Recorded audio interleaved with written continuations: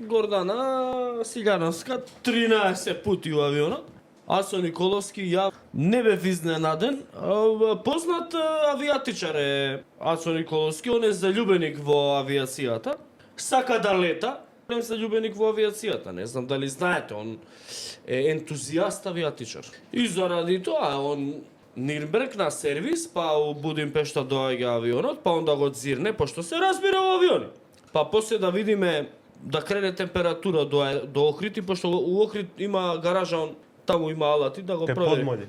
Уљето до Кајшо, дали е добар, и после од Охрид до Скопје. Каснал еден ручек, се видел дома со неговите, ваму, таму, со другари.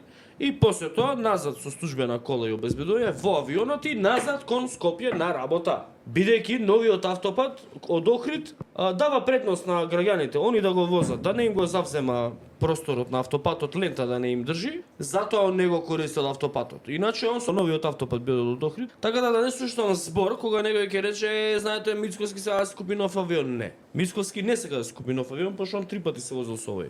Ацо Николовски сака нов авион да си купи. И Гордан.